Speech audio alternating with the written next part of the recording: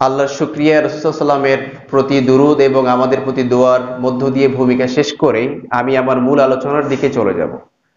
আজকে আমার আলোচনার বিষয় অতিমাত্রায় গরমের আযাব হওয়ার কারণ কি। আমরা জানি যে আমাদের মাঝে যে তাপ প্রতিদিন কি পরিমাণ পড়ছে, অসহ্যকর একটি তাপ। বিশ্বনবী সাল্লাল্লাহু আলাইহি ওয়াসাল্লাম বললেন, এই তাপ হচ্ছে জাহান্নামের একটি শ্বাস।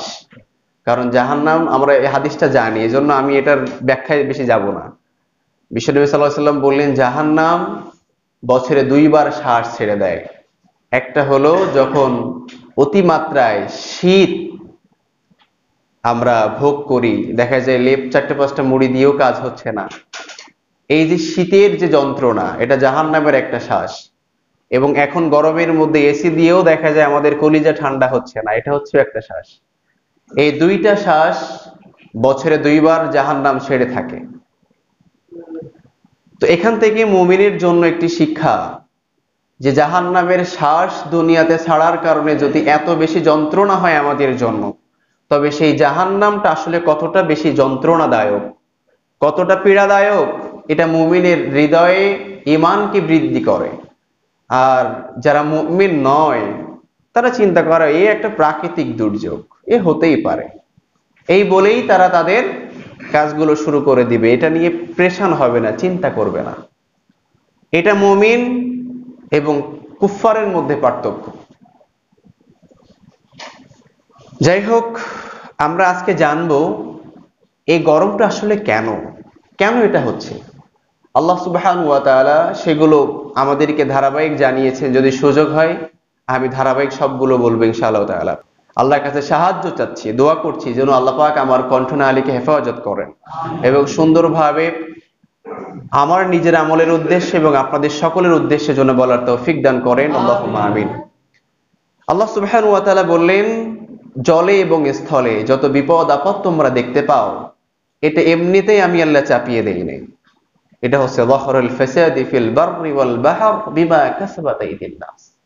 জলে এবং স্থলে যত বিপদ এবং বালা মুসিবত তোমরা দেখতে পাও, এটা তোমাদেরই হাতের কামাই। তোমরা যেটাই ইনকাম করেছো সেটাই ভোগ করছো। মনে রাখবেন, আযাব গজব দুইটা কারণে হতে পারে। সব আযাব গজবকে আমরা বলে দিব না যে এটা আল্লাহর গজব, আবার সব আযাব গজবকে মনে করবেন এটা আল্লাহর রহমত। কারণ আযাব, এই গজব বা বিপদ আপদ বালা মুসিবত, এটা দুইটা কারণে হয়ে থাকে। আল্লাহ সুবহানাহু ওয়া তাআলা সূরাত বাকারা 2 নম্বর সূরার 155 নম্বর আয়াতে আল্লাহ বললেন যে আমি তোমাদেরকে পরীক্ষা করব, তোমাদের ক্ষুধা দিয়ে তোমাদেরকে আমি পরীক্ষা করব, তোমাদের বিভিন্ন বালা মুসিবত দিয়ে, তোমাদের আমি জীবনের বিভিন্ন ভয় ভীতি দিয়ে তোমাদেরকে আমি পরীক্ষা করব। ওয়ালানাবলুওয়ান্নাকুম বিশাইয়্যিম মিনাল খাউফ ওয়াল জু'i ওয়া নাকসিম মিনাল আমওয়ালি ওয়াল আনফুসি ওয়াস সামারাত ওয়া বাশশিরিস সাবিরিন। আমি তোমাদেরকে অবশ্যই পরীক্ষা করব, তোমাদের ক্ষুধা দিয়ে, তোমাদের সম্পদগুলো নষ্ট করে দিয়ে, তোমাদের জীবনের অনেক সময় ঝুঁকি দিয়ে, তোমাদের জীবনকে আমি কেড়ে নিয়ে, তোমাদের সন্তান তোমাদের কাছ থেকে চলে যাবে, বাবার কাঁধেই উঠে যেতে পারে সন্তানের লাশ, অথবা স্বামীর কাঁধে উঠে যেতে পারে তার স্ত্রীর লাশ, এরকম হতে পারে। এরকম বিভিন্ন পরীক্ষা তোমাদেরকে আমি করতে পারি, তোমাদের ব্যবসায় আমি ভাটা দিয়ে দিতে পারি। এই সবগুলোই পরীক্ষা হতে পারে, আবার কখনো কখনো এটা গজব হতে পারে। এখন কিভাবে আমরা বুঝবো কোনটা পরীক্ষার কোনটা গজব? যদি আমাদের বুঝতে হয়, খেয়াল রাখতে হবে যে আসলে এটা কোন কারণে হচ্ছে। আমার কোনো গুনাহের কারণে কি হচ্ছে, দেখবেন আপনার বিবেক বলে দিবে। আপনি যদি আপনার বিবেককে প্রশ্ন করেন, আপনার বিবেক বলে দিবে যে এটা আপনার গুনাহের প্রতিদান নাকি এটা আল্লাহর পক্ষ থেকে আসা রহমা, পরীক্ষা কিনা, সেটা আপনি নিজেই কিছুটা উপলব্ধি করতে পারবেন। যাই হোক, তাহলে আমরা এখান থেকে দুইটা জিনিস বুঝতে পারলাম, বিপদ আপদ বালা মুসিবত হওয়া শুধু আল্লাহর গজব নয়, আবার শুধু আল্লাহর রহমা নয়। দেখেন, আমি ধারাবাহিক এবার আলোচনার দিকে চলে যাই। আল্লাহ সুবহানাহু ওয়া তাআলা সূরাতুর রুম 30 নম্বর সূরার 41 নম্বর আয়াতে আল্লাহ সুবহানাহু ওয়া তাআলা বললেন, যাহরাল ফাসাদি ফিল বাররি ওয়াল বাহর বিমা কাসাবাত আইদিন নাস লিইযীকাহুম বা'দাল্লাযী আমিলু লাআল্লাহুম ইয়ারশুদুন। তোমাদের মাঝে যত এই বিপদ আপদ হয়ে থাকে, এটা তোমাদেরই হাতের কামাই। তোমরা যেটা অর্জন করেছো সেটাই আজকে ভোগ করছো। এবং এই গরমের আযাব দিয়ে আল্লাহ সুবহানাহু ওয়া তাআলা একটা জাতিকে ধ্বংস করেছিলেন। আপনারা কি বলতে পারবেন সে জাতির নাম কি? একটা জাতিকে আল্লাহ সুবহানাহু ওয়া তাআলা ধ্বংস করেছিলেন, এবং তাদের কি কিভাবে ধ্বংস করেছিলেন সেগুলো আগে শুনে নেই, তারপরে সেই জাতির পরিচয় আমরা জানবো।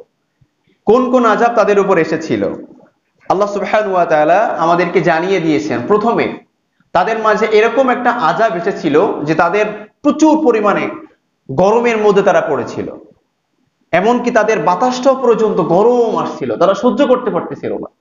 এমনকি তারা তাদের ঘর বাড়ি ছেড়ে দিয়ে বাগানে আশ্রয় নিয়েছিল, একটা জঙ্গলের ভিতরে আশ্রয় নিয়েছিল।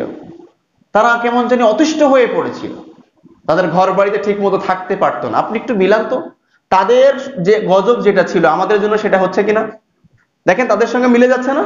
একটু মিলান, প্রত্যেকটা কথা মিলে যাবে ইনশাআল্লাহ তাআলা। মনে হচ্ছে যেন এই আয়াতগুলো আল্লাহ সুবহানাহু ওয়া তাআলা এখন নাজিল করল। এবং আমি এটার যে তাদের যে দোষ ছিল সেই দোষ আমাদের ভিতরে আছে কিনা সেটা আমি প্র্যাকটিক্যাল ইনশাআল্লাহ তাআলা পার্ট টু পার্ট মিলিয়ে দেব ইনশাআল্লাহ। একটুখানি খেয়াল করলে বুঝতে পারবেন। আল্লাহ সুবহানাহু ওয়া তাআলা বললেন প্রথমেই তাদেরকে আমি সতর্ক করার জন্য তাদেরকে আমি দিলাম গরম বাতাসের একটা আযাব। এরপরও তারা মনে করলো এটা প্রাকৃতিক দুর্যোগ, এটা এমনিই হতে পারে। আমাদের মধ্যে এরকম কথা আছে, কিন্তু আমরা কোনো বিপদ আপদ দেখলে মনে করি এটা প্রাকৃতিক দুর্যোগ, বায়ুমণ্ডল, এরপরে হচ্ছে আমাদের দেখা যায় সূর্যের যে কিরণটা ডাইরেক্টলি পড়ছে, কার্বন ডাই অক্সাইড বেড়ে যাচ্ছে, এজন্য এগুলো হচ্ছে। হ্যাঁ, এগুলো ঠিক আছে, কিন্তু এটার পাশাপাশি এটা একটা গজব। এবং এই বায়ুমণ্ডলটাতে আমরা ধ্বংস করে ফেলছি কোন কারণে? এটা আমাদের হাতের কামাই, এটা আমরা ধ্বংস করছি। আমাদের যে কার্বন ডাই অক্সাইডে বেড়ে যাচ্ছে, কার্বন ডাই অক্সাইডটা গ্রহণ করে গাছ, সেই গাছগুলোকে কেটে কেটে আমরা বিভিন্ন বিল্ডিং তৈরি করছি। আমরা দেখা যায় বিভিন্ন মিল ফ্যাক্টরি তৈরি করছি, যার ধোঁয়ায় কার্বন ডাই অক্সাইড তৈরি হচ্ছে। এত পরিমাণে কার্বন ডাই অক্সাইড বৃদ্ধি পাচ্ছে, যেটা গ্রহণ করার মতো গাছ এতটা পর্যাপ্ত পরিমাণে নেই। এই জন্য গরমের তাপটা একটু বেশি হচ্ছে, হতে পারে এটা।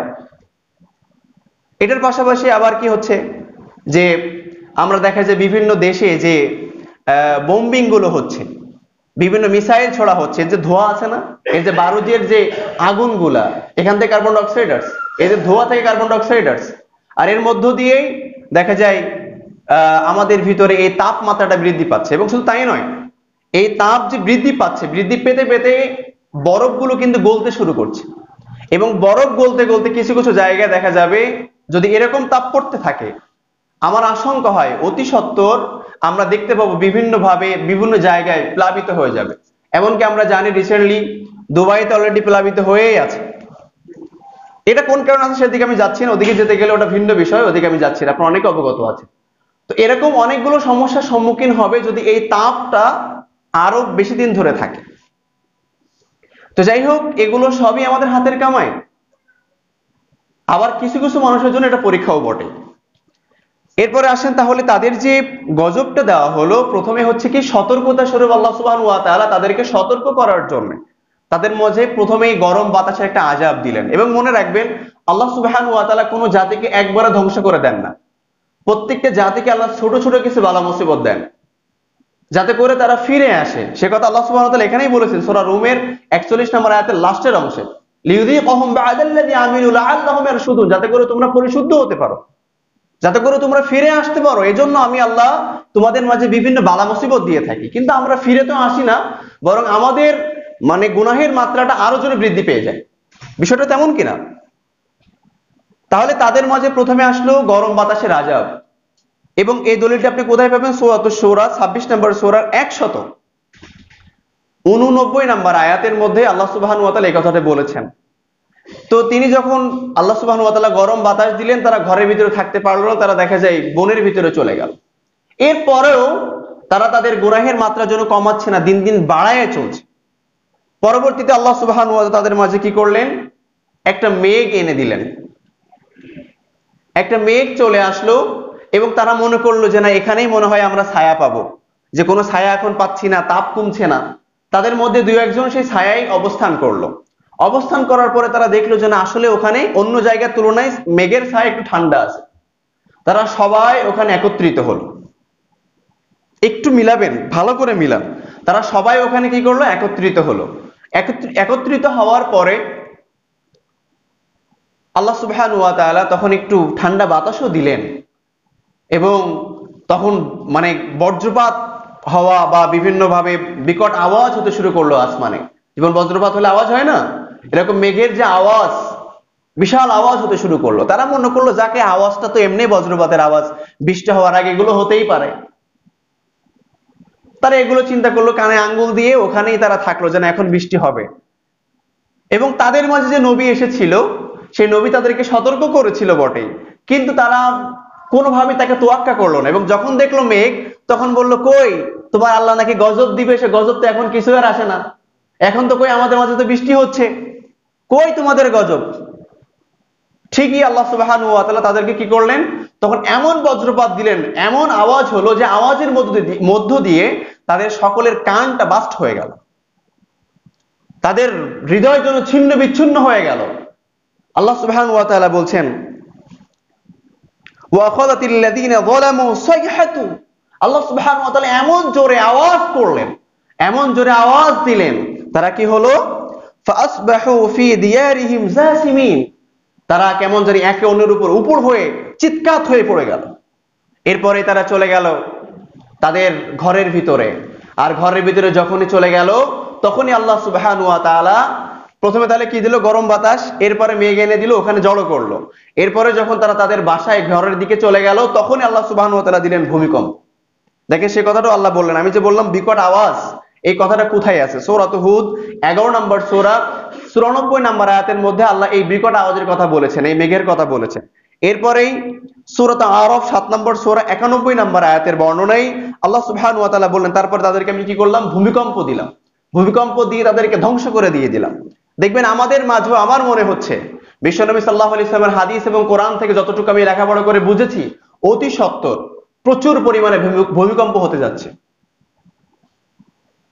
আল্লাহ ভালো জানে, তবু আমার মনে হচ্ছে হাদিস এবং কোরআন থেকে আমি পড়ে যতটুকু বুঝেছি, খুব দ্রুত আমাদের গুনাহের মাত্রা যে পরিমাণ বাড়ছে, অতি সত্বর আল্লাহ সুবহানাহু ওয়া তাআলা ভূমিকম্প দিয়ে বিভিন্ন জায়গায় আল্লাহ আমাদেরকে ধ্বংস করে দিবে আমাদের গুনাহের কারণে। আল্লাহ সুবহানাহু ওয়া তাআলা তাদেরকে কি করলেন, ভূমিকম্প দিয়ে ধ্বংস করে দিলেন। এই কথা কোথায় আছে? সূরা আরাফ 7 নম্বর সূরা 91 নম্বর আয়াতে। এরপরে এই আযাব আসার কিছুদিন পূর্বে একটু কাহিনীটা দেখেন, একটু বাস্তবতা মিলান। এই গজব আসার কিছুদিন পূর্বে আল্লাহ সুবহানাহু ওয়া তাআলা তাদের উপরে যে নবী এসেছিল, নবীটার নাম আমি পরে বলবো, এটা আকর্ষণের জন্য ধরে রাখলাম। সেই নবীকে আল্লাহ সুবহানাহু ওয়া তাআলা জানিয়ে দিলেন, তোমার প্রতি যারা ঈমান এনেছে তাদেরকে নিয়ে তুমি দেশ ত্যাগ করো, কারণ সেখানে আল্লাহর গজব আসবে। তখনই আল্লাহ সুবহানাহু ওয়া তাআলার হুকুম পেয়ে মুমিন যারা ছিল তাদেরকে নিয়ে যখন চলে যাচ্ছে, তখন কাফেররা বলছে, কিরে তুমি না আমাদের খুব বয়ান দিছিলে, এখন তুমি নিজেই চলে যাচ্ছ কেন? মানে উপহাস করলো। আমাদের মাঝেও দেখবেন আলেম সমাজ যখন আমাদেরকে বোঝায়, তখন আমরা বলি, দেখাই হুজুর আসছে বয়ান দেবে। এবার বিশেষ করে যুবক শ্রেণীর মানুষগুলো এই কথাগুলো বেশি বলে, এই দেখো হুজুর আসছে, এবার বকবকানি শুরু হয়ে যাবে। হুজুর ওনার যদি 5 মিনিট একটু হেদায়েতের কথা বলে, ওনার মাথা গরম হয়ে যায়, কিন্তু সায়েন্স চলে উনি 5 ঘন্টা বসে থাকলে মাথা গরম হয় না। আমাদের নেচারটা দেখেন তাদের মতো। এবং হুজুররা যখন দেখবেন যে আপনাকে বুঝাচ্ছে, বুঝাতে পারছে না, আপনার থেকে চলে যাচ্ছে, তখন আমরা বলি, কিরে মৌলবী আমারে পারলি না বুঝাইতে, আমি খুব চালাক মাল। কিন্তু তারাও ঠিক একই কথা বলেছিল যে আমরা খুব চালাক, তুমি এখন চলে যাচ্ছ কেন, আমাদেরকে আর কিছু বুঝাইতে পারলে না, আমরা এত বোকা না যে তোমার কথা আমরা ভিজে যাব। যে তাদেরকে আল্লাহ সুবহানাহু ওয়া তাআলা ধ্বংস করে দিয়ে দিলেন। আর ধ্বংস করার পরে এমন ভাবে ধ্বংস করলেন, যেমন করে আল্লাহ সুবহানাহু ওয়া তাআলা ধ্বংস করেছিলেন সামুদ সম্প্রদায়কে, তাদের কোনো চিহ্ন পর্যন্ত ছিল না, এমন করে আল্লাহ সুবহানাহু ওয়া তাআলা তাদেরকে ধ্বংস করে দিয়ে দিলেন।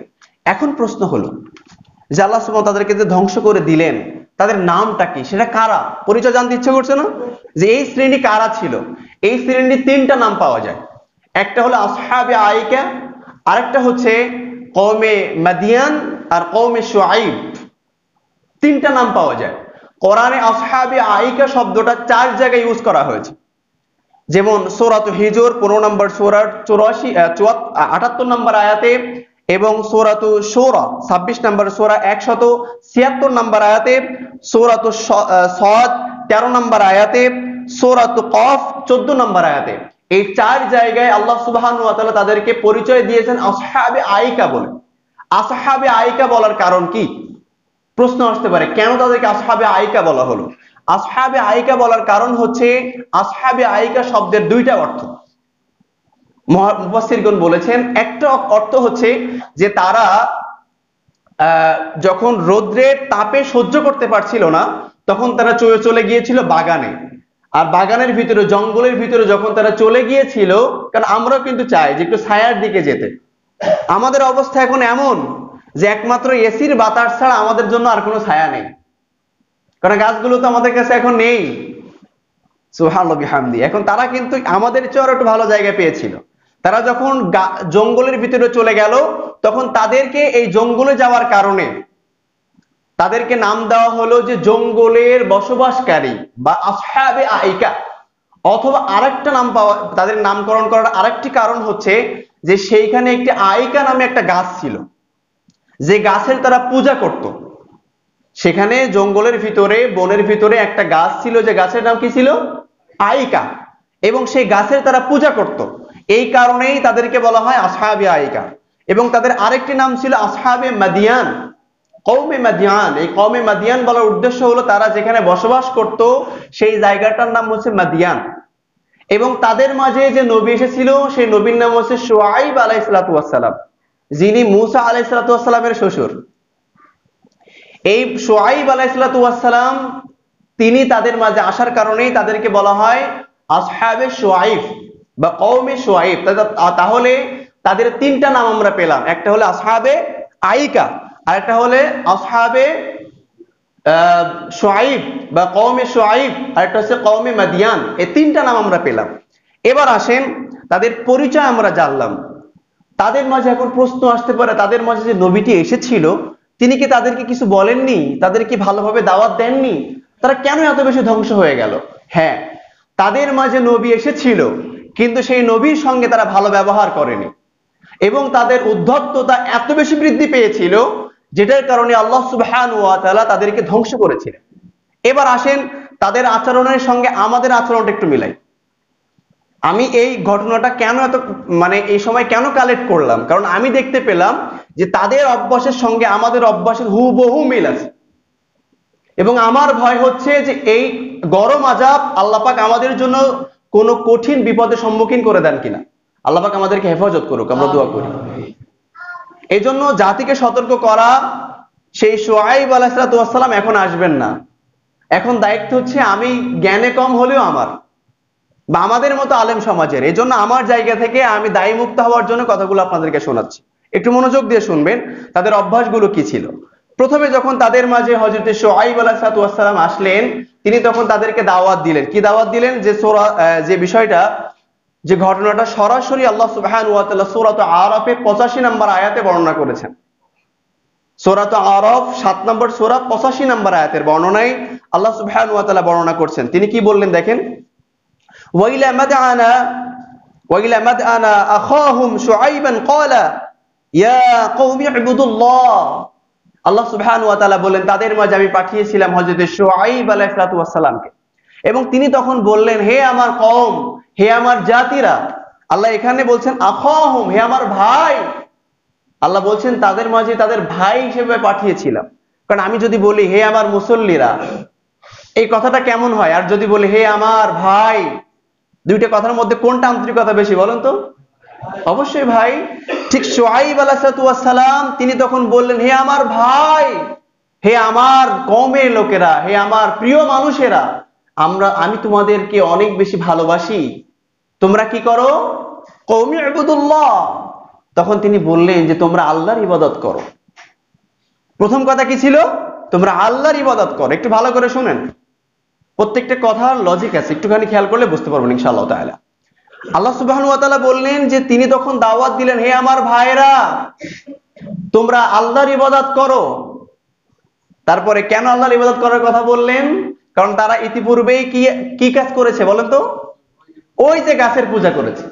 এই জন্য আল্লাহ তিনি তখন বললেন যে তুমি সেই গাছের পূজা না করে, যে গাছ তোমার কোনো কল্যাণ দিতে পারবে না, কিন্তু যিনি কল্যাণ দিতে পারবেন, যিনি তোমাদের আযাব গজব থেকে বাঁচাতে পারবেন, তার কাছেই তোমরা নত হও, তার কাছেই তোমরা চাও, তোমরা তার ইবাদত করো।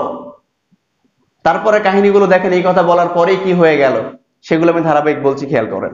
এরপরেই তিনি তখন বললেন কওমি ইবুদুল্লাহ মা লাকুম মিন ইলাহিন গায়রু। আল্লাহ ছাড়া আর কারোর তোমরা ইবাদত করো না। বিশেষ করে সূরাতু হুদের 84 নম্বর আয়াতে আল্লাহ সুবহানাহু ওয়া তাআলা তিনি বললেন যে শুআইব আলাইহিস সালাম তিনি আরো একটি কথা যোগ করেছিলেন, যে কথাটা সূরাতু হুদের 84 নম্বর আয়াতে আল্লাহ সুবহানাহু ওয়া তাআলা কোট করেছেন। তিনি তখন বলেছিলেন যে ওয়া ইন্নী আখাফু আলাইকুম আযাবা ইয়াউমিন মুহীত, আমি দেখতে পাচ্ছি তোমরা যে বিভিন্ন অপকর্মের সঙ্গে লিপ্ত আছো, অতি শীঘ্রই তোমাদের মাঝে বহুমুখী আযাব, বহুমুখী গজব আসতে যাচ্ছে। এই কথাগুলো তিনি যখন বললেন, তখন তারা বলল, দূর, এ সমস্ত বাদ দাও, তোমার কথা, তোমার মতো মৌলবী এরকমই বলে। আমাদের সমাজেও দেখবেন আলেম সমাজ যখন আমাদেরকে সতর্ক করে, জুমার সবাই আমরা আসি, তখন আমরা বলি হুজুরে এমনই কয়, বাদ দিদি তুই। এরপরে অথবা যদি কারোর এখানে এসে ঈমান বেড়ে যায়, মসজিদ থেকে বের হওয়ার পরে দেখবেন আবার যা ছিল তাই হয়ে যায়। দেখেন তো তাদের সঙ্গে আমাদের আচরণ কিভাবে মিলে যাচ্ছে। তিনি তখন বলেছিলেন যে তোমাদের মাঝে গজব আসতে পারে, তোমাদের মাঝে বিভিন্ন বালা মুসিবত আসতে পারে। এই কথাগুলো শুধুমাত্র একটি আয়াতে নয়, আল্লাহ সুবহানাহু ওয়া তাআলা আরো অনেক আয়াতে বলেছেন। বিশেষ করে সূরাত আনকাবুত 29 নম্বর সূরার 36 নম্বর আয়াতেও একই কথা বলা হয়েছে। এরপরে তারা বলল, তুমি কি আমাদের বাপদাদা যারা যেটার পূজা করে আসে সেটাকে তুমি বাধা দিচ্ছ? ওই যে বলছে যে কওমি ইবুদুল্লাহ, তোমরা আল্লাহর ইবাদত করো, তোমরা অন্যর কোন ইলাহের কোন উপাস্যের ইবাদত করো না। তখন তারা বলল, তুমি কি আমাদের বাপদাদা যে কাজ করে আসে সেটার বাধা দিচ্ছ? এই সাহস তোমাকে কে দিয়েছে? তারা অনেক চড়াও হয়ে গেলেন। অনেক চড়াও হয়ে তারা কি করলেন দেখেন, তারপর আয়াত, তারা যে চড়াও হলেন সেই বিষয়টা কোথায় আছে সেটার রেফারেন্স আগে আপনাদেরকে দিয়ে নেই। সূরাত হুদ 11 নম্বর সূরা 87 নম্বর আয়াতের বর্ণনায় আল্লাহ সুবহানাহু ওয়া তাআলা বললেন যে তখন তারা বলেছিল, ক্বালু ইয়া শুআইব, কওমে শুআইব যখন তাদেরকে উপদেশ দিল, তখন তারা বলল, আসলাউতুকুম তা'মুরুকা, তুমি কি আমাদেরকে এমন কিছু কথা তোমাদেরকে কি, মানে শুআইবকে তারা বলল যে তুমি কি এরকম কিছু ধর্ম শিখে এসেছো? তোমার নামাজ, তোমার ধর্ম কি তোমাকে এটাই শিক্ষা দেয় যে আমাদের বাপদাদা যেটা করে আসছে সেটা তোমরা বাধা দিবে? দেখবেন আমাদের সমাজে অনেক এরকম আছে। আপনি যখন কারোর বলবেন যে বাবা এই কাজটা করো না, এটা ভালো না, তখন সে বলবে আপনি মুরব্বী হয়েছেন তো, আপনার বোধ হয় নাই, রাস্তাঘাট আপনি আমাকে এমন করে বললেন কেন? এরকম বলবে না অনেকে? বিশেষ করে আপনারা জানেন বহু কাহিনী এমন ঘটেছে, যদি আপনি কোনো যুবককে আপনি বলেন বাবা এইভাবে সিগারেট খাইতে হয় না, দেখবেন ও আপনার এমন কিছু বলে দিবে আপনি জীবনের পাশে যাবেন।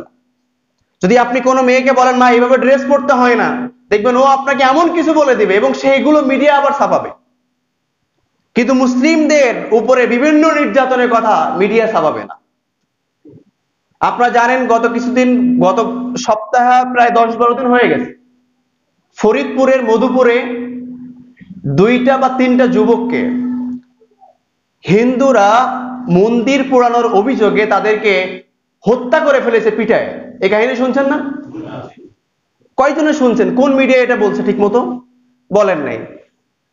কিন্তু যদি একই কাজ দরকার নেই, যদি সামান্য এমন হতো, আপনারা কিছুদিন পূর্বে দেখেছেন, প্রায় এখান থেকে 2 বছর আগে একটা নারীর শুধু টিপ নিয়ে নাকি একজন পুলিশ অফিসার কিছু একটা কথা বলেছিল।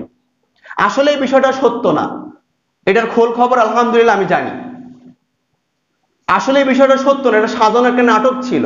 সেই টিপকে কেন্দ্র করে পার্লামেন্টে পর্যন্ত আমাদের দেখা যায় মন্ত্রীরা পর্যন্ত টিপ নিয়ে প্রতিবাদ করেছিল বিভিন্ন জায়গায়, এবং সেই পুলিশ অফিসারকে সেখান থেকে সাসপেন্ড করা হয়। এরকম অনেক কাহিনী আপনারা শুনেছেন। একটা মেয়ে রেল লাইনে সে মানে একদম নোংরা একটি পোশাক পরে এসেছে, যে স্যান্ডো গেঞ্জির চেয়ে ছোট একটি জামা আর একটা শর্ট প্যান্ট। একটা নারী তাকে বলেছে মা এভাবে পোশাক পরো না, সেইটাকে মিডিয়া বানায় চোরায় এমন কিছু তৈরি করেছে, তৈরি করে সেই মহিলাকে রিমান্ডে নিয়েছে, এবং সেই মেয়েকে, যে মেয়ে অশ্লীলতা করেছে সেই মেয়েকে আর উস্কাইছে। এমন কাহিনী দেখছেন না আপনারা? গত কয়েক বছর আগের কথা। এরকম কাহিনী প্রতিনিয়ত হয়ে যাচ্ছে। মুসলিমদের উপরে দেখবেন নির্যাতন নিপীড়ন হবে, ওগুলো ধামাচাপা দিয়ে থাকবে মিডিয়া কথা বলবে না। এই জন্য আল্লাহ সুবহানাহু ওয়া তাআলা সূরাত হুজরাতের 6 নম্বর আয়াতে বললেন, ইয়া আইয়ুহাল্লাযীনা আমানু ইন জাআকুম ফাসিকুম বিনাবাইন ফাতাবায়ানু, তোমাদের মাঝে যদি কোনো ফাসিক সম্প্রদায় আসে, তাদের কথা শুনেই তোমরা বিশ্বাস করবে না, কারণ তারা মুসলিমদের বিপক্ষে বানায় চুরায় বিভিন্ন মিডিয়া তৈরি করে দেবে। বিভিন্ন ভাবে দেখবেন মুসলিমদের বিপক্ষে তারা লেগে থাকবে, এমনকি নামধারী কিছু মুসলিমরাও মুসলিমদের বিরুদ্ধে লেগে থাকবে। ঠিক একই কাহিনী হয়েছিল শুআইব আলাইহিস সালাতু ওয়াস সালামের কওমের। তারা তখন বলেছিল যে তুমি যদি কিনা আমাদের ধর্মের বিরুদ্ধে যে কথাবার্তাগুলো বলছো, আমাদের মূর্তির বিরুদ্ধে কথা বলছো, এই সাহস তোমাকে কে দিয়েছে? আমাদের কার্যক্রম যেটা পিতা আমাদের মানে দেখা যায় 14 পুরুষ থেকে হয়ে আসছে, এই বিরুদ্ধে তুমি কথা বলছো, এই সাহস তোমাকে কে দিয়েছে? এই বিরুদ্ধে তুমি কেন কথা বলছো? এরকম বলে তাকে ধমকাতে শুরু করে দিল। তার এক পর্যায়ে কাজগুলো করেই গেল। শুধু তাই নয়, এই ধমক দিয়েই তারা ক্ষান্ত হয় নাই। তারপরে তারা কি করেছিল দেখেন, একটু বাস্তবতা মিলান আমাদের সমাজের সঙ্গে। আমাদের সমাজেও যে আলেমগুলো দেখবেন প্রকৃত হকের দাওয়াত দিবে, তার উপরে আমাদের কিছু নামধারী মুসলিমরাও লেগে যাবে, যাবেই যাবে। কিন্তু যদি কোন আলেম মুনাফিক হতে পারে, দেখবেন ও কাফেরদের কাছেও ভালো, মুনাফিকের কাছেও ভালো, মুমিনের কাছেও ভালো। মনে রাখবেন, যেই ঘরে আলো জ্বালানো হয় সেই ঘরে অন্ধকার থাকতে পারে না। আর যদি আলেমের ভিতরে প্রকৃত আলো থাকে, সেখানে কোনো কুফরি থাকবে না, কুফরি শক্তির সঙ্গে তার কোনো হাত থাকতে পারবে না। এটা প্রকৃত আলেমের বৈশিষ্ট্য। আর যে আলেম রাতের মধ্যেও থাকে, দিনের মধ্যেও থাকে, বুঝবেন মুনাফিক। এবার আসেন, তিনি যখন রাত দিনের মতো বিষয়টা ক্লিয়ার করে দিলেন, তারা সহ্য করতে পারলো না।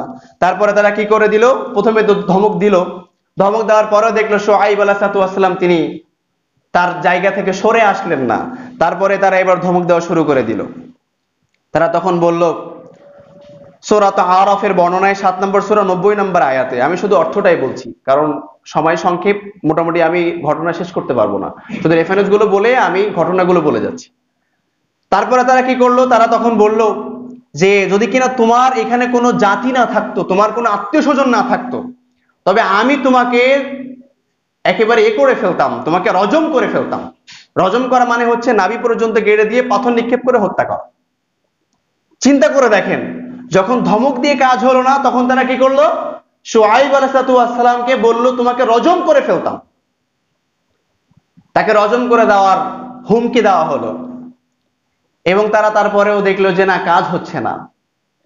তখন এবার তারা কি বলল, যে শোনো, যদি কিনা তুমি এই কাজ থেকে এখনো ফিরে না আসো, তবে তোমাকে কিন্তু আমরা আমাদের এই দেশ থেকে তোমাকে বিতাড়িত করে বের করে দিব, এমনকি তোমার যারা অনুসরণ করেছে তাদেরকেও বের করে দিয়ে দিব।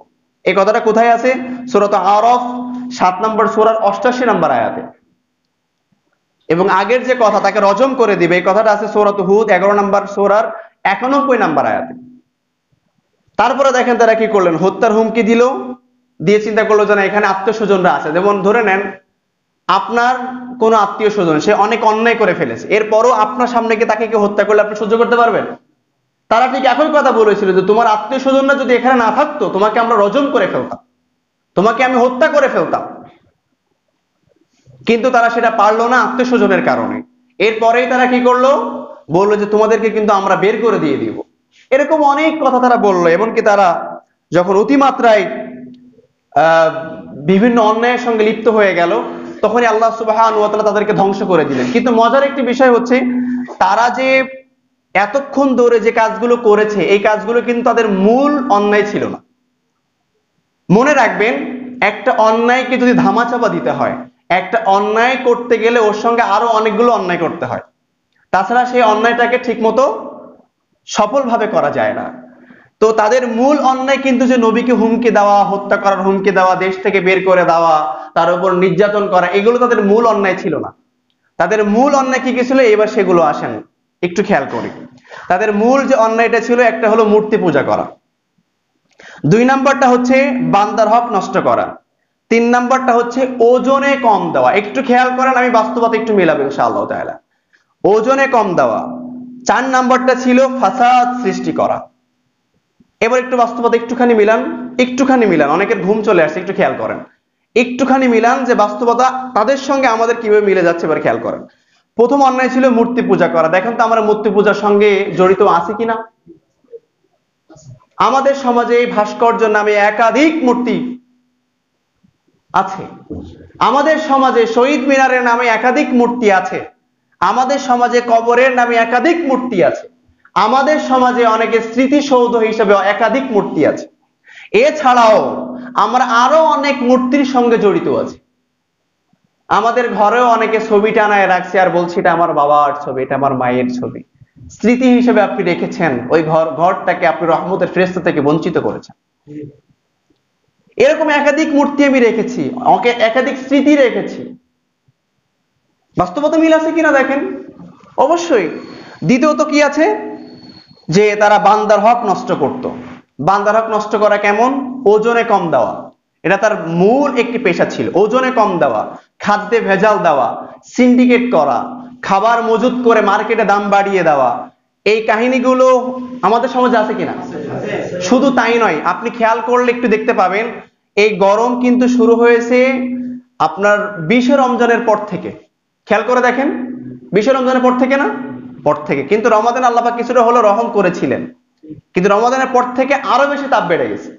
তো এই যে 20 রমজানের পর থেকে যদি আপনি একটু ফলো করেন, আল্লাহ পাক এটা ভালো জানে, আমি সঠিকটা জানি না, তবু আমার ধারণা আমি পেশ করছি আপনাদের।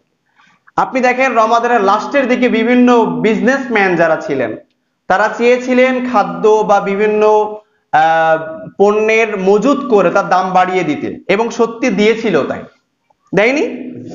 এবং তারা মনে করেছিল রমাদান মানে মনে হয় একটা বিজনেস মৌসুম, তারা সেইটা মনে করে বিভিন্ন কিছু মজুত করে দিয়ে মার্কেটে দাম বাড়িয়েছিল। হয়নি কি? হয়েছে। তারা এই সময় বিভিন্নভাবে খাদ্যে ভেজাল দিয়েছিল, এমনকি মানুষের ইফতারের সময় তরমুজ খায়, এই সাদা তরমুজের ভিতরে বিভিন্ন লাল রং ঢুকিয়ে বলছে দেখো লাল তরমুজ। সামান্য তরমুজ দিয়ে বললাম, এরকম প্রতিটা জিনিসের ভিতরে তারা বিষ মিশ্রিত করেছে। তাদের যে দোষ ছিল, আমাদের মধ্যে দেখেন এই একই দোষ আছে কিনা, এবং গজবটা দেখেন একই টাইমে আসছে কিনা, একটু মিলায় দেখেন। যে রমাদান ছিল মানুষের ইবাদতের একটি মৌসুম, আর আমরা বানিয়ে নিয়েছি টাকা ইনকামের মৌসুম। এবং টাকাটা যদি বৈধ পন্থায় হতো আলহামদুলিল্লাহ, কোনো অসুবিধা ছিল না। এরপরে তারা কি করেছিল, তারা দেখা যায় বিভিন্ন মানুষের অন্যায় করে সম্পদগুলোকে নিজের মনে করে নিয়েছিল। এই কাহিনীগুলো আমাদের সমাজে নেই? অনেকে এমন আছেন এতিমের সম্পদ নিজের পকেটে ঢুকিয়েছেন, এতিমের সম্পদ তাকে বুঝে দেন নাই। দেখা যায় ভাই বোনের সম্পদ আপনার কাছে ছিল, সেগুলো আপনি বুঝে দেন নাই। এরকম একাধিক বান্দার হক আপনি আমি রমাদানের লাস্টের দিকে অনেকগুলো আমরা নষ্ট করেছি। এছাড়া অন্য বছর তো করেছি, অন্য সময় তো করেছি। দেখেন তাদের সঙ্গে আমাদের মিলে যাচ্ছে কিভাবে। এরপরে তাদের আরেকটা দোষ ছিল কি, রাহাজানি করা, চাঁদাবাজি করা, লুটপাট করা। এগুলো কি আমাদের সমাজে নেই? হয়েছিল। এরপরে তাদের আরেকটি দোষ ছিল কি, ফাসাদ সৃষ্টি করা, বিভিন্ন অশ্লীলতা সৃষ্টি করা, হত্যা, রাহাজানি এগুলো তৈরি করা। এই ফাসাদ কি আমরা কি সৃষ্টি করি না? রমাদানের মধ্যেও আমরা দেখেছি কিছু যুবক যুবতী এবং তারা হায়ার এডুকেটেড পারসন, যারা যেটাকে বলা হয় বাংলাদেশের অক্সফোর্ড, ঢাকা ইউনিভার্সিটি, সেখানেই তারা লেখাপড়া করে, এবং তারা রমাদানে বলছে আমরা রমাদানের সংযমও করছি, সাথে সাথে আবার আমরা উদযাপনও করছি। সে উদযাপনটা কি আপনারাই ভালো করে জানেন। যেটা কুফফারদের একটি দিন, কুফফার একটি উদযাপনের দিন, সেদিন আমরা উদযাপন করেছি, আর বলছে আমাদের সিয়ামের জায়গায় আছে, উদযাপনের জায়গায় আছে, কোনোটাই নষ্ট হয়নি। গজব তো আমরা কিনে নিয়ে এসেছি, এবং সেখানে যে কি হয়েছে আমার চেয়ে আপনারা আরো ভালো জানেন। এরপরে তাদের মধ্যে আরো একটি দোষ ছিল, সেটা কি, ওজনে কম দেওয়া। এই ওজনে কম আমাদের সমাজে আমরা দিই কিনা, ফাঁকিবাজি করি কিনা? একাধিক, এমনকি এখন ডিজিটাল যে মিটার গুলো বের হয়েছে তার মধ্যেও অনেক ফাঁকিবাজি আছে। তার মধ্যেও আমরা ফাঁকিবাজি করে বিভিন্ন ভাবে কম দেওয়ার চেষ্টা করছি, এবং এগুলো আমার মনে হয় অন্য মাসের তুলনায় রমাদানে বেশি হয়। আমার মনে হয়, এটা ভুল হতে পারে, কিন্তু আমার মনে হয় রমাদানে বেশি হয়, বিশেষ করে বাংলাদেশ। তাহলে এই গজবটা যে আসলো কোন কারণে, দেখেন তো বাস্তবতা মিলছে কিনা। এখন এই কথাগুলো যে আমি বললাম, এই কথাগুলো কি আমার বানিয়ে বলা না, এই কথাগুলো আল্লাহ সুবহানাহু ওয়া তাআলা সূরা আরাফের 85 নম্বর আয়াতের লাস্টের অংশে কথাগুলো আল্লাহ সুবহানাহু ওয়া তাআলা বলেছেন, আপনারা একটু দেখে নেবেন। এরপরে আসেন, বর্তমানে আমাদের মাঝেও যে বিপদ আপদ গুলো আমরা দেখছি, এটার কারণটা কি? আমাদের মাঝে যে বিপদ আপদ গুলো আছে, এটার কারণ কি হতে পারে? তাদের সঙ্গে তো মিলে যাচ্ছে, এটার পাশাপাশি আমাদের মাঝে বিপদ আসার আরো কিছু কারণ আছে। তার মধ্যে আমি একটা হাদিস আপনাদেরকে যদি শোনাই, আপনারা একদম ক্লিয়ার হয়ে যাবেন ইনশাআল্লাহ তাআলা। ইবনে মাজাহ, সুনান ইবনে মাজাহ, হাদিস নাম্বার 4019 নাম্বার হাদিস। বিশ্বনবী সাল্লাল্লাহু আলাইহি ওয়াসাল্লাম বললেন, যখন কোন কওমের মধ্যে, কোন রাষ্ট্রে বা কোন গ্রামে বা কোন জায়গায় 5টা মারাত্মক কোন অন্যায়ের সঙ্গে মানুষ লিপ্ত থাকে, তখন তাদের মাঝে বড় বড় 5টা বিপদ আল্লাহ চাপিয়ে দেন। এই হাদিসটার দিকে একটু যদি আমরা তাকাই, আমাদের মাঝে বিপদ আপদের কাহিনীটা আমরা ক্লিয়ার হয়ে যাবে ইনশাআল্লাহ। একটু খেয়াল করেন। প্রথম নাম্বারে বিশ্বনবী সাল্লাল্লাহু আলাইহি ওয়াসাল্লাম বললেন, যখন প্রকাশ্যে অশ্লীলতা হয়। আমাদের সমাজে কি প্রকাশ্যে অশ্লীলতা আছে? শুধু আছে, আপনার ঘরের মেয়ে অশ্লীলতা করে, আপনার ঘরের ছেলে অশ্লীলতা করে, আপনি আবার বলছেন আছে। ঈদের দিন আপনার ছেলে মেয়ে কি করেছে আপনি ভালো করে জানেন, এবং আপনি তার খরচ যোগানোর জন্য নিজের পকেটের টাকা তাকে দিয়েছেন। আস্তাগফিরুল্লাহ। বিশ্বনবী সাল্লাল্লাহু আলাইহি ওয়াসাল্লাম বলেন, যখন অশ্লীলতা সমাজে বৃদ্ধি পাবে, তখন তোমরা দেখতে পাবে মারাত্মক বিভিন্ন ব্যাধি আল্লাহ চাপিয়ে দিবে, যে ব্যাধিগুলো ইতিপূর্বে কখনো তার সূচনাই ছিল না। এক সময় ক্যান্সারের নাম কি মানুষ জানতো? শুধু ডায়রিয়া, ম্যালেরিয়া, এই যে কি বলে কলেরা, আমাশা, এইগুলো ছিল সবচেয়ে বড় রোগ, পেট ব্যথা, জ্বর। কিন্তু ক্যান্সার, স্ট্রোক ইত্যাদি যে রোগগুলো আছে, এই যে করোনা হয়ে গেল, কোভিড-19, এটা কি মানুষ আগে জানতো কখনো? জানতো না। এছাড়া আরো কত রোগ। আমাদের অশ্লীলতা যদি বজায় থাকে, এই গজব আমরা দেখতে পাবো সামনে আগামীতে। আল্লাহ আমাদেরকে মাফ করুক। বিশ্বনবী সাল্লাল্লাহু আলাইহি ওয়াসাল্লাম বলেন, বিভিন্ন অন্যায়ের কারণে, অশ্লীলতার কারণে বিভিন্ন রোগ আল্লাহ চাপিয়ে দিবেন। 2 নাম্বারটা হচ্ছে, যখন মানুষ ওজনে কম দেয়। ভালো করে খেয়াল করেন, যখন মানুষ ওজনে কম দেয়, তখন আল্লাহ সুবহানাহু ওয়া তাআলা দুর্ভিক্ষ চাপিয়ে দিবেন। তার মাঝে দেখা যাবে মানুষের মধ্যে অভাব অনটন দেখা যাবে। আমাদের মাঝে এখন ইনকাম অনেক বেশি হলেও অভাব অনটন কি কম না বেশি? দিন দিন বেশি পাচ্ছে, দিন দিন অভাব অনটন বেশি পাচ্ছে, বেশি দেখা যাচ্ছে। তো এটার কারণ কি? ওজনে কম দাও। আমরা সবাই চাই ওজনে কম দিতে, কেউ একটু চাই না যে ওজনের চালকে একটু বেশি দিতে, কিছু লোক ছাড়া, ইল্লা মাশাআল্লাহ। তাহলে বিশ্বনবী সাল্লাল্লাহু আলাইহি ওয়াসাল্লাম বললেন, যখন কোন সমাজে ওজনে কারচুপি করা হবে, তখন দুর্ভিক্ষ, কঠিন বিপদ, বালা মুসিবত আল্লাহ পাক চাপিয়ে দিবেন। এবং আরেকটা লজিক্যালি কথা একটুখানি শোনেন, যখন কোন সম্প্রদায়ের মানুষ তারা যাকাত ঠিকমতো আদায় করে না, তখন আল্লাহ সুবহানাহু ওয়া তাআলা বৃষ্টি বন্ধ করে দিবেন। এইবার আসেন বাস্তবতা। রমাদানে আমরা দেখেছিলাম যাকাত আদায়ের রিস্ক পড়ে গিয়েছিল, তাই না? এবং সে যাকাত আদায় হয়েছিল কি দিয়ে? শাড়ি, লুঙ্গি, সামান্য কিছু টাকা। পরিপূর্ণ যে যাকাতের হক কি আমরা সবাই আদায় করেছি? করি নাই। যাকাত কি পরিপূর্ণরূপে আদায় হয়েছে? হয় নাই। সামান্য কিছু দিয়ে আমরা মনে করেছি যাকাতের দায়ে আমি মুক্ত হয়ে গেছি। আপনারা যারা যাকাত ঠিক মতো দেন নাই, আপনাদের কারণে এখন বৃষ্টি বন্ধ। বিশ্বনবী সাল্লাল্লাহু আলাইহি ওয়াসাল্লামের হাদিস থেকে আমরা বুঝতে পারছি। তাহলে এই যাকাতের টাকা ঠিক মতো যারা বন্টন করেননি, আজই করে ফেলেন। হিসাব করে আপনার যত সম্পদ আছে ঠিক মতো ভাবে আপনি গরিবের মাঝে পৌঁছে দেন। যাকাত দেওয়ার জন্য শাড়ি, টুপি আর লুঙ্গি আসে নাই। এমনকি যাকাতের যে শাড়ি, টুপি আমরা দেই, যে লুঙ্গিগুলো দেই, সেই লুঙ্গি আমরা জীবনে নিজেও পরি না। সুবহানাল্লাহ বিহামদি। বিশ্বনবী সাল্লাল্লাহু আলাইহি ওয়াসাল্লাম আরো বললেন, যদি কিনা এই সমাজের বুকে কোনো প্রাণী না থাকতো, কোনো উদ্ভিদ না থাকতো, তবে আল্লাহ সুবহানাহু ওয়া তাআলা বৃষ্টি একেবারেই বন্ধ করে দিত। চিন্তা করা যায়? দেখেন বাস্তবতা একটুখানি মিলে দেখেন আপনি, তাদের সঙ্গে আমাদের রুলস কিভাবে মিলে যাচ্ছে। 4 নম্বরে বিশ্বনবী সাল্লাল্লাহু আলাইহি ওয়াসাল্লাম বললেন, যখন আল্লাহ এবং রসুলের অঙ্গীকার মানুষ ভঙ্গ করে, আল্লাহ এবং রসুল যে বিধান দিয়েছেন এই বিধান বাদ দিয়ে মানব রচিত বিধান যখন মানুষ বাস্তবায়ন করে, তখন মানুষের মাঝে আল্লাহ সুবহানাহু ওয়া তাআলা জালিম শাসক চাপিয়ে দেন। ভালো করে বুঝেন, দেখেন তো আমাদের মাঝে জালিম শাসক আছে কিনা, মুসলিম উম্মার মাথার উপরে জালিম শাসক আছে কিনা তাকিয়ে দেখেন। এটা আপনার আমার হাতের কামাই। এবং আল্লাহ সুবহানাহু ওয়া তাআলা বললেন, যখন জালিম শাসক চাপিয়ে দেওয়া হবে, সেই জালিম শাসক কোরআন এবং হাদিস থেকে জীবন বাস্তবায়িত করবে না, তারা সমাজের বুকে ইসলাম প্রতিষ্ঠার চেষ্টা করবে না, বরং কোরআনের রুলস গুলোকে বন্ধ করে দেওয়ার চেষ্টা করবে। আর তখনই এই সমাজের বুকে আমি আল্লাহ যুদ্ধ বাঁধিয়ে দিই। দেখেন তো এখন মুসলিম রাষ্ট্রের ভিতরে বিভিন্ন জায়গায় যুদ্ধ চলছে কিনা। আপনি আমি মনে করছি আমরা খুব ভালো আছি, ওয়েট করেন, আর কিছুদিন ওয়েট করেন। যদি আমাদের পাপ এভাবেই চলতে থাকে, বিশ্বনবী সাল্লাল্লাহু আলাইহি ওয়াসাল্লামের হাদিস মিথ্যা হবে না। এই সমাজের বুকে অবশ্যই মানুষ যুদ্ধের মধ্যে লিপ্ত হয়ে যাবে। তাহলে আমরা বুঝতেই পারছি যে কাজগুলো আমরা করছি তার ফল ভোগ করছি। আর এখনো যদি আমাদের এই মাত্রা অব্যাহত থাকে, অবশ্যই আমাদের সামনে আরো দুর্বিষহ দিন অপেক্ষা করছে। কাজেই ডিসিশনটা আমাদেরকে নিতে হবে, আমরা কি করব। এখন বলবেন যে বাঁচার উপায় কি? আমি সংক্ষেপে 1 মিনিটে বাঁচার উপায় বলে শেষ করছি। বাঁচার উপায় প্রথমত সালাতুল ইস্তিসকা পড়া। বিশ্বনবী সাল্লাল্লাহু আলাইহি সাল্লাম বৃষ্টি বন্ধ হয়ে গেলে সালাতুল ইস্তিসকা পড়তেন। 2 নাম্বারটা হচ্ছে বেশি বেশি করে আল্লাহ সুবহানাহু ওয়া তাআলার কাছে দোয়া করা।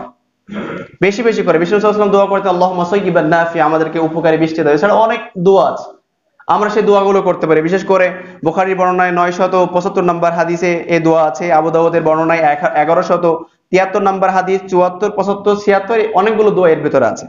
3 নাম্বারটা হচ্ছে তওবা এবং ইস্তেগফার করা। আল্লাহ সুবহানাহু ওয়া তাআলা বলেন, যখন কোনো বান্দা তওবা এবং ইস্তেগফার করে তখন আল্লাহ সুবহানাহু ওয়া তাআলা তাদের উপরে খুশি হয়ে যান এবং আসমানের জমিনের যত বালা আছে আল্লাহ উঠিয়ে নেন। সূরা হুদ 11 নম্বর সূরা 90 নম্বর আয়াতে। 4 নাম্বার আমরা যেটা করতে পারি, ইস্তেগফার করতে পারি। বেশি বেশি ইস্তেগফার করা, তওবা করে আল্লাহর দিকে ফিরে আসা, আমাদের গুনাহ থেকে ফিরে আসা। এই দলিলটা কোথায় আছে? সূরা নূহ 71 নম্বর সূরা 10 থেকে 12 নম্বর আয়াতের মধ্যে। এছাড়া আল্লাহ সুবহানাহু ওয়া তাআলা আরো বললেন যে আরেকটা বাঁচার উপায় হচ্ছে ঈমান আনা, তাকওয়া অবলম্বন করা। এবং যখন আমরা ঈমান আনবো এবং তাকওয়া অবলম্বন করব, আল্লাহ সুবহানাহু ওয়া তাআলা বললেন যে তোমাদের মাঝ থেকে আসমানের যত বালা আমি উঠিয়ে নিব এবং জমিনে যত বালা আছে আমি জমিনে গেড়ে দিব এবং তোমাদের উপরে আমি আল্লাহ সুবহানাহু ওয়া তাআলা আসমান থেকে রহমত বর্ষণ করব। এই কথাটা কোথায় আছে? সূরা আরাফ 7 নম্বর সূরা 96 নম্বর আয়াতে। এরপরে হচ্ছে 6 নাম্বার, যেটা বেশি বেশি করে দান সদাকা করা। বিশ্বনবী সাল্লাল্লাহু আলাইহি ওয়াসাল্লাম বলেন, যখন কোনো সম্প্রদায় দান সদাকা বেশি বেশি করে তখন আল্লাহ সুবহানাহু ওয়া তাআলা তার ক্রোধ উঠিয়ে নেন। হাদিসটা কোথায় আছে? তিরমিজির বর্ণনায় 664 নাম্বার হাদিস। সর্বশেষ আমরা যেটা করব প্রাকৃতিক একটি কাজ, সেটা হচ্ছে কি, সুযোগ পেলে আমাদের ছাদে বা বিভিন্ন জায়গায় গাছ লাগানোর চেষ্টা করব। আশা করা যায় এই গাছের ছায়ায় গাছ কার্বন ডাই অক্সাইড গ্রহণ করবে, কিছুটা হলেও আমাদের তাপমাত্রা ইনশাআল্লাহ তাআলা আল্লাহ কমিয়ে দিবেন।